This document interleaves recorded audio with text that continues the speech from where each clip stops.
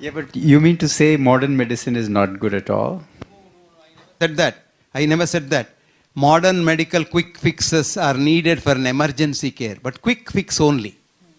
See, supposing I collapse now here. I can't sit and do yoga and I'll say I'll be all right. Okay? Supposing I fall under a motor car, I can't. You know, I fell under an auto rickshaw the other day. I survived by the skin of my teeth. I thank the auto rickshaw fellow for saving my life. This fellow was dead drunk at 5 o'clock in the evening. I was going for a walk on the footpath. This fellow swerved the rickshaw because he wanted to avoid a bus and came right onto me and hit me. If you look at my leg, you will get shocked. You will not come to Kuwait. But I told Jiten I am coming, so I came. And this, because see, this is, now I can't say I will do yoga and get it right. No. You have to do something, but I didn't do anything. But what I am saying is modern medicine has certain role. But the percentage of people who benefit by that is 1% of the sick population. 99% of the sick population do not require modern medicine. It is used for money. I'll give you an example. One example will do.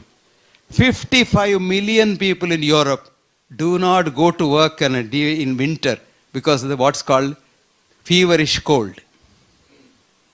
Simple disease, feverish cold. 55 million. Now these people don't require modern medicine. Do you know what they require? A good dose of ginger, garlic and pepper. And they'll be fine. Next day they can go back to work. What do we do today? We give antibiotics to them. Send them home. If you give antibiotics to a viral disease, your immune system changes and the immune cytokine response becomes Th1 to Th2. And most of the Th2s are either vasoconstrictors or bronchoconstrictors. So by giving antibiotics to a viral disease, we manufacture asthma. Is it good? Or we manufacture a heart attack in elderly people. See?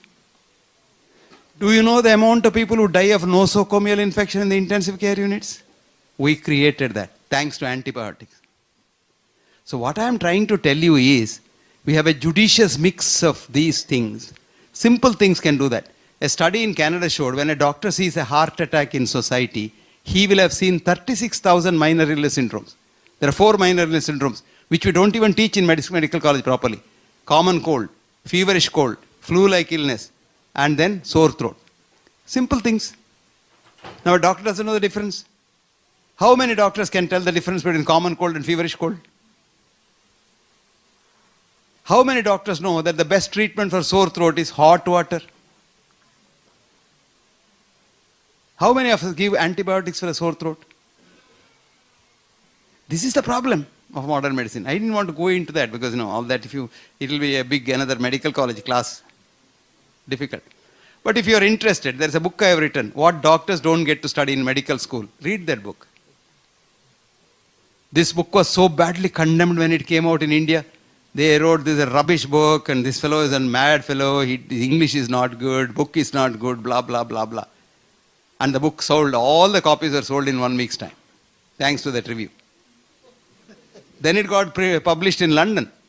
And the British Medical Journal's editor wrote, this is not a textbook as claimed by the author, but certainly in my opinion, this is a holy text of medicine written by a prophet.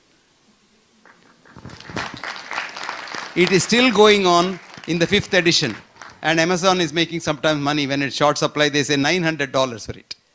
It's 245 rupees in India. It is selling. So these things happen. This is how commercial things. So my son sells that book in America for the same, some $20 or something like that. And through Amazon he sells it. Is he a doctor? No. That's the good thing. My doctor daughters don't believe me. He is an engineer like you. Yes, sir. Thank you, doctor. Doctor, here. Dr. Hegde, thank you very much for your enlightening speech. I would like to ask you about. I'd like to ask you about antidepressants for a long time and their benefits, if any. And I know that you are. What a beautiful question. What a beautiful question. Yes. You couldn't have asked a better question. This is $1 million question. Thank you. Let me tell you something. When the mind is not in the brain, how can you treat depression with chemicals?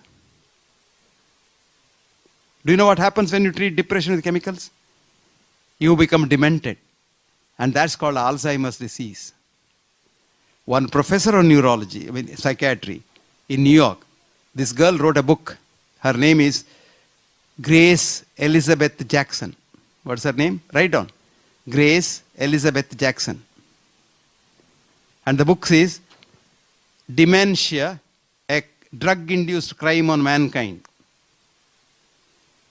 Dementia, a drug-induced crime on mankind. Okay? And this book is selling like hotcakes and she has made millions. But she has been dismissed as a professor of psychiatry in the New York University because of writing that book. Please read Grace Elizabeth Jackson's book and it will tell you it's a very nice book. It goes into the chemistry of it.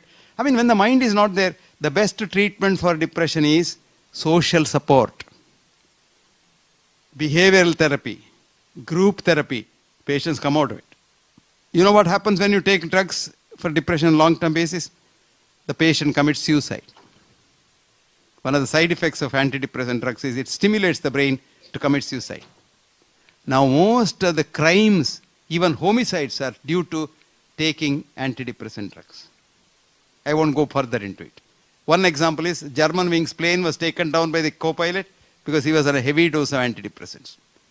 I mean, go on and on and on, but that's a beautiful question. As a matter of fact, there is no scientific basis for treating mental illnesses with chemical drugs. For mental illnesses, only psychotherapy. For a mind which is not at ease, another mind at ease must set it in ease. Not a chemical molecule. Yes, sir. Doctor, most of the people now suffer from the diabetic. No, that's not a wrong. That's a wrong statement. Incidence of diabetes genuinely has not gone up, but we are creating diabetes.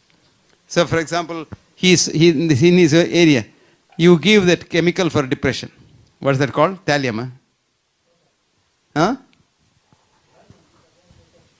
Produces diabetes. Our friend takes statin. 40% of statin taking patients become diabetics in 1 year. So are we not manufacturing a lot of diabetes? I mean, of course, we are producing obesity, which is one of the important causes of diabetes. Obesity is very rampant in the West. Even in this country, I see almost every other person is obese.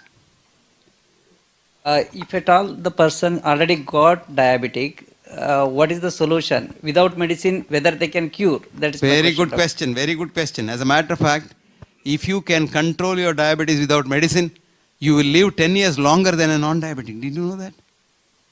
There's a study, beautiful study, Indian study, which shows that if you control your diabetes without drugs, diabetes can be easily controlled without drugs. Diet and exercise. Diet and exercise.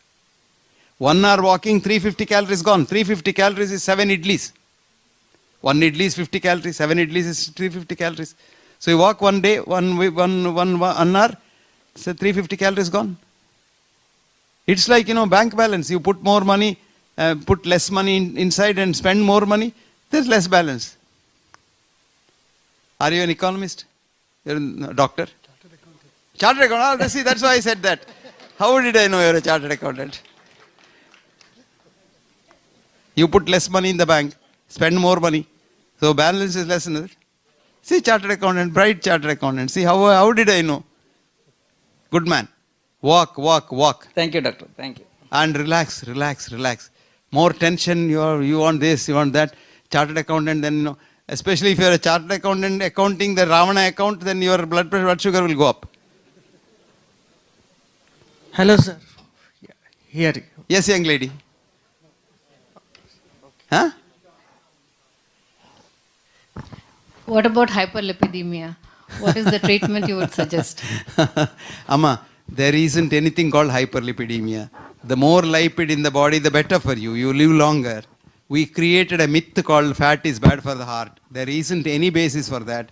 Now Americans are saying we are sorry for doing that. Now you want USDA has put a 553-page document saying that Americans should eat more fat.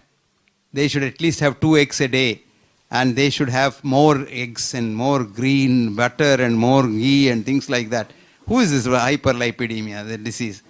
It's a commercial disease.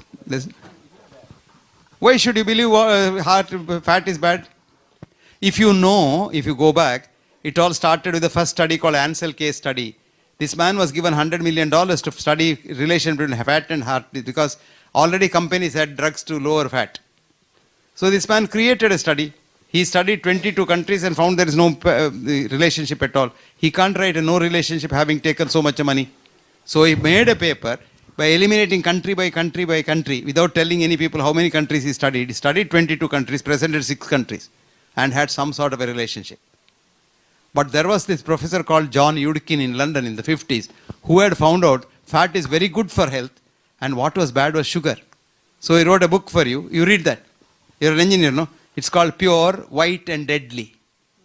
Have you seen that book? Pure, White and Deadly, John Yudkin. Now they demonized that man. They dismissed him, a professor of nutrition, London University. They removed his degree and they put him out of the GMC. And the poor fellow had to teach music to survive. And he has died. Now they say, oh yes, sugar lobby did this. And now it is found out, for your information's sake as an engineer, the sugar lobby paid 3 Harvard scientists $50 million to create the fat myth. But luckily, all those 3 are dead now, so they can't be prosecuted. You understand now? Now why do you believe that? So don't believe anything. Go into it. Don't you believe anything? Don't believe what I say. Find out for yourself. Don't believe what I say about bypass surgery. Go and find out yourself.